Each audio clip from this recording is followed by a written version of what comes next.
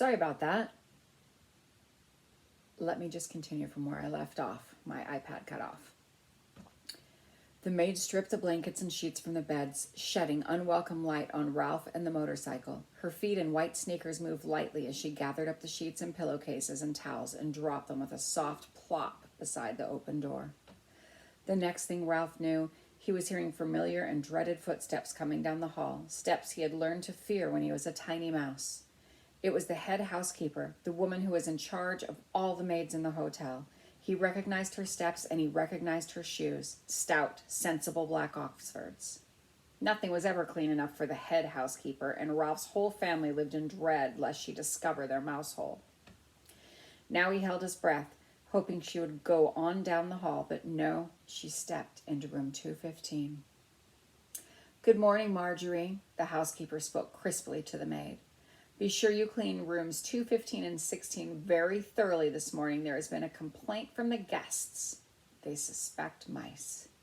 "Yes, ma'am," said the maid. "Look behind all the drawers," continued the housekeeper, "and in the corners of the closets. Please report any evidence of the mice, and be sure you vacuum under the beds. You've been getting careless lately." With that, she walked briskly down the hall. "Old grouch," muttered the maids as she reached into the hall for something that produced a sound that struck terror into Ralph's heart. It was the clang of the vacuum cleaner attachments banging together. Chapter 7, The Vacuum Cleaner.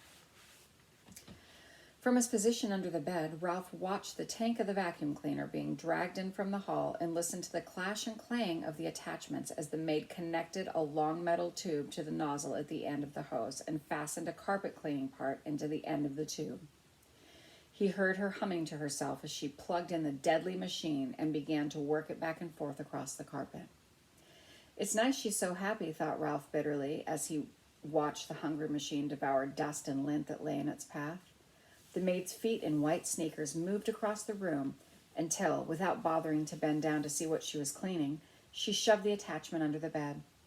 It slid closer and closer to Ralph. To be on the safe side, he pushed the motorcycle further from the reach of the machine, but he dared not take his eyes off the attachment for even an instant. He shuddered as he watched it gobble a dust mouse, but even as he shuddered, he was fascinated by the power of the motor. The maid began to sing, "I'll give you a paper of pins, for that's the way my love begins." The attachment fell off the end of the long tube, but the maid, whose thoughts were elsewhere, didn't notice. Now Ralph could feel the machine suck in its breath, and he knew he was in danger of being inhaled along with the dust mice. Recklessly, the maid pushed open the end of the tube back and forth any old way. There was no guessing which way it would go next. Ralph had to run with the motorcycle to avoid that terrifying hole at the end of the tube. He ran to the right, he ran to the left, and still the maid pushed the tube around, unaware that the attachment had fallen off. Suddenly the maid threw down the tube, but did not turn off the motor.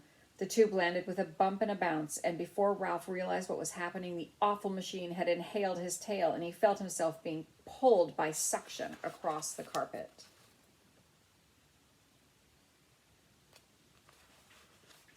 "Help!" He could not help from squeaking, but no one heard him above the roar of the machine. He just managed to catch the rear wheel of the motorcycle as he was sucked along the carpet. He hung on with all of his strength. The machine, which was strong enough to suck up a mouse, was not strong enough to suck up a mouse and a motorcycle. Ralph lay there on his stomach, hanging on for dear life, feeling his whiskers and fur swept back toward the machine. From his position on his stomach, Ralph could see the girl standing in front of the dresser. She was smiling at herself in the mirror and arranging her hair, dreaming, no doubt, of the busboy. Ralph despaired. There was no telling how long she would stand there in that silly way. With the vacuum cleaner motor making so much noise, the housekeeper was sure to think she was busy working.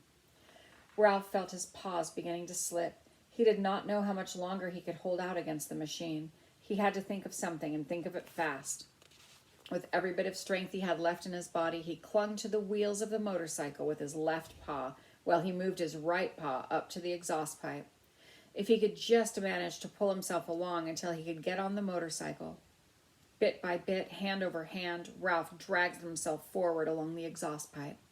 He knew he was making progress when he could see part of his tail once more. He reached back and yanked his tail out of the tube, only to have it sucked in again. Ralph was far from being out of danger.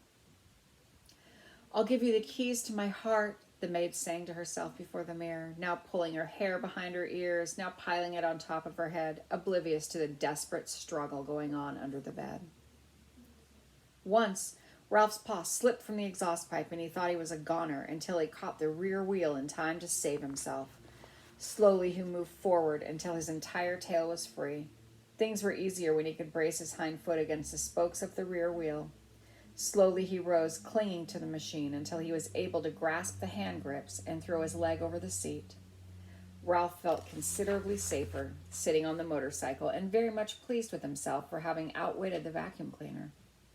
He was quite sure by now that the maid would never bother to look under the bed.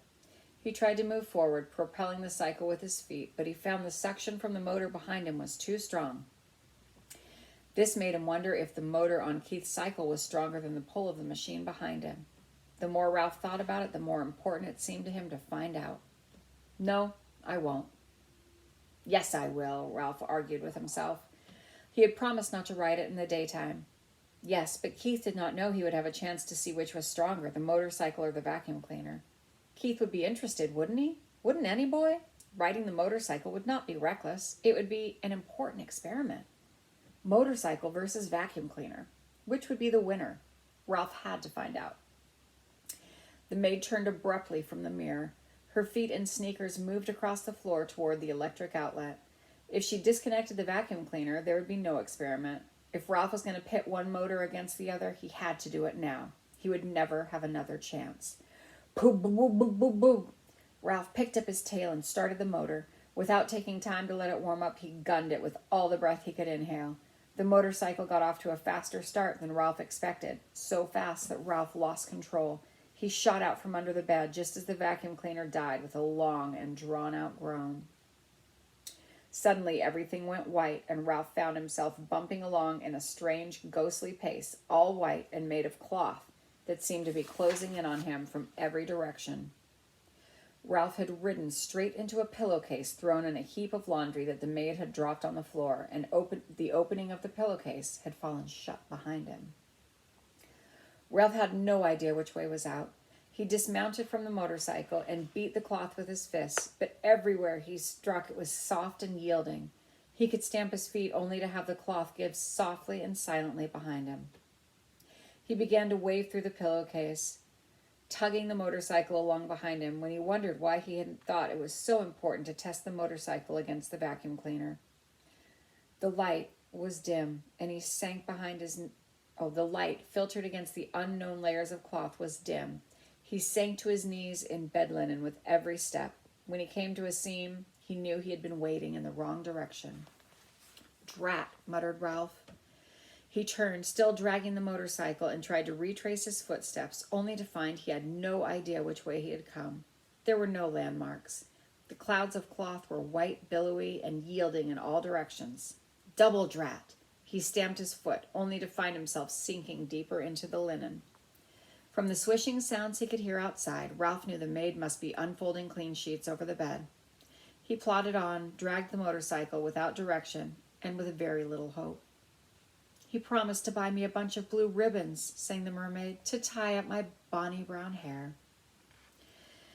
Down the hall a door opened. Ralph heard a muffled woof, and in a moment the click of a dog's small toenails on the bare floor at the edge of the hall carpet, followed by sniffing. That was dangerously close. The little terrier began to bark. "I know you're in there," he yipped. "Stick out your tongue and waggle your fingers at me, will you? Just wait." Paws began to scrape at the sheets and pillowcases as if the dog were trying to dig a hole. Ralph decided it was wiser not to talk back to the dog. He huddled, scarcely breathing, against the motorcycle. Okay, I'm going to stop there and we'll pick up and see what happens to Ralph next. Bye.